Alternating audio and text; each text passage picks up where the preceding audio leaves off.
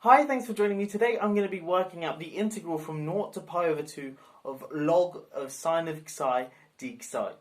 Now to do this, I'm going to be using a few different integral tricks, as you'll see. But yeah, if you want to have a go at trying to work out this integral, pause the video now and give it a go for yourself. And I'm going to get stuck into computing this integral.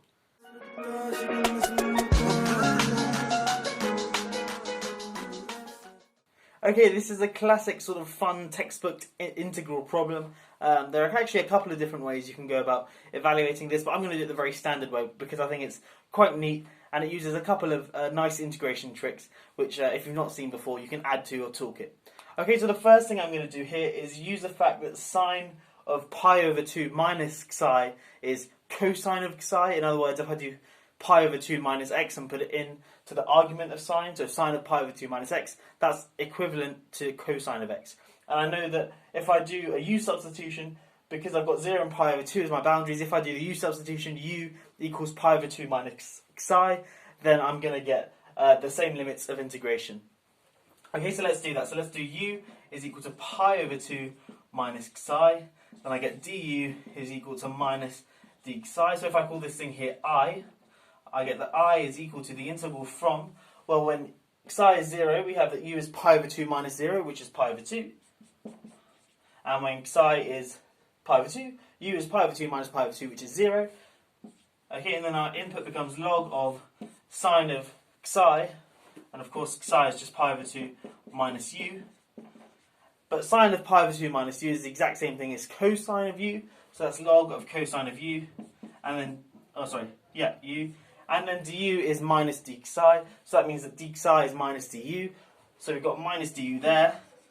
But the minus sign there means we can flip the limits of integration. So we get something really similar to what we initially had, except now it's not log of sine, it's log of cosine.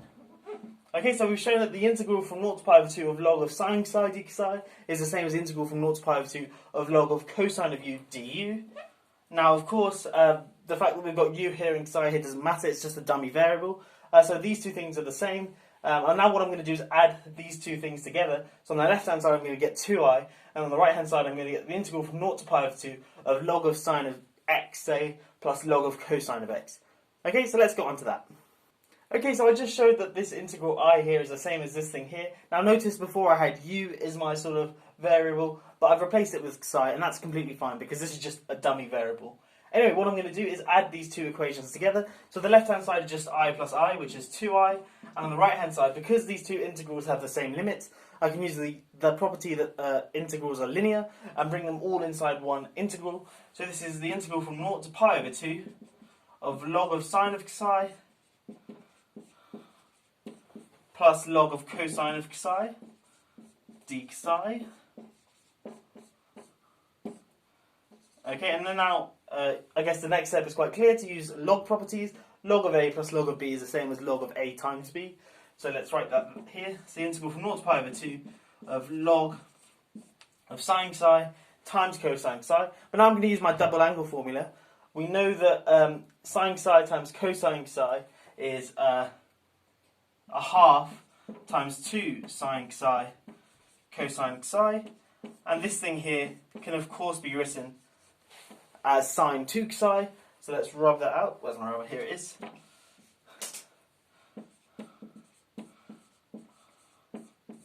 D xi, of course. Now what I'm going to do is split this integral into log of a half plus log of log of sine 2 xi. Now, of course, the integral from 0 to pi over 2 of log of a half, because log of a half is just a constant, that's just going to be log of a half times pi over 2. And then I'm left with trying to deal with this the integral of log of sine 2 xi. So let's get on to that. Okay, so if I integrate this thing here first, that's not too difficult. That's just pi over 2 times log of a half. But log of a half, of course, is just minus log 2. So let's put the minus there.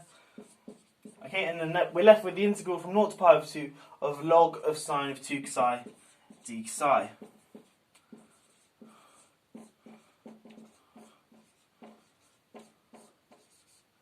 Okay, and now what I'm going to do is call this integral here j. And now what we're going to do is do a u substitution on the integral j. So I'm going to do u equals 2 xi for quite obvious reasons. And then what I'm going to do is try and express j in terms of I. And then I'll have 2i equals minus pi over 2 log 2 plus some expression of I, and then I can rearrange to work out what I is. Okay, so let's try and work with j. Let's do the U substitution, u equals 2 psi. A nice simple one. So that means du is equal to 2 d psi. So of course that means d psi is just a half du. Putting that into this integral here, we get that j is the integral from, well, when psi is 0, u is 2 times 0, which is still 0. And when psi is pi over 2, u is 2 times pi over 2, which is just pi. And then our integrand is just log sine of 2u. And then it's du, which is, d psi, which is a half du. I'm going to bring the half out to the front. Now we've got this thing here. Now notice, if you sort of look at the sine graph, this might help convince you. It looks like that. And you can see between 0 and pi over 2, well, there's some sort of symmetry between this thing here, from here to here, and from here to here.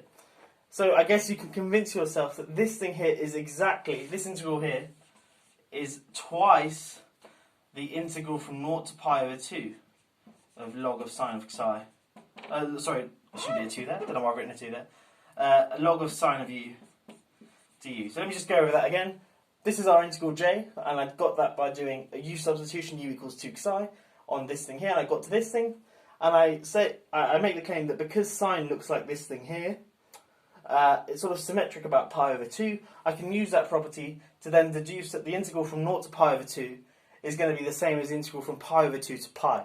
Okay, and if this doesn't convince you, you can just go ahead and split this integral here, from write this as the integral from 0 to pi over 2 of log of sine u du plus the integral from pi over 2 to pi of log of sine of u du, and then with the integral of log pi over 2 to pi, you do a u substitution, u equals pi over 2, x minus pi over 2, x equals u minus pi over 2, and then you'll see that it's the exact same as this thing here. So this integral here is twice this integral here, but of course the half and the 2 cancel, so I get that j is equal to this thing here. But notice that this thing here, the integral from 0 to pi over 2 of log of sine of u du, is precisely what we defined I to be. So we get that j equals I, which is wonderful. Okay, now if we look back to this thing here, we have 2i equals minus pi over 2 log 2 plus j, but j we just showed is I, so we get 2i is equal to I minus pi over 2 log 2, but then of course we can just subtract I from both sides, so we can conclude that I is equal to minus pi over 2 log 2. Let me write that here. Minus pi over 2 log 2. And that is our solution for today. Yeah, I hope that has made some sense. How it worked, we used a really nice trick that we're doing the integral from 0 to pi over 2. Of course, this doesn't work for arbitrary limits. And the fact that it was from 0 to pi over 2, and then we know that the fact that sine and cosine are very similar, and especially when we do the u substitution, u equals pi over 2 minus x, there's some similarities there. And we use that to show that I can also be written as the integral of the log of cosine of u, and then we added them together and used double angle formulae, and then essentially showed that this thing here, using another u substitution and using some symmetry properties of sine, and if you want to convince yourself a bit further, you can just look at, as I said, the integral from 0 to pi over 2 plus the integral of pi over 2 to pi of this thing here, and that will convince yourself that it is indeed I, or 2 times I, but then of course we still got the half out front. So we get that 2i is equal to minus pi over 2 log 2 plus I, and that of course means that I is minus pi over 2 log 2. We got there in the end. I hope you did enjoy this little proof. There are a couple of other ways you can do this using sort of Taylor series and stuff, but things do get quite ugly and it's easy to make a mistake. This is quite cute, and yeah, it's a nice integration trick. If you've seen this before, or if you've not seen this before, where you write an integral as I, the thing you're working towards, and you can express I in terms of itself and then rearrange, which is quite nice. It works in like a reduction formula, so the integral from say 0 to pi over 2 of sine to the nx dx and things like that. Anyway, I hope you have enjoyed this video. If you are new here, please do consider subscribing. I make lots of fun maths videos, proofs, theorems, problem solving, that sort of stuff. So yeah, do go and check them out if you haven't already. Anyway, I will catch you in the next one. Have a great day.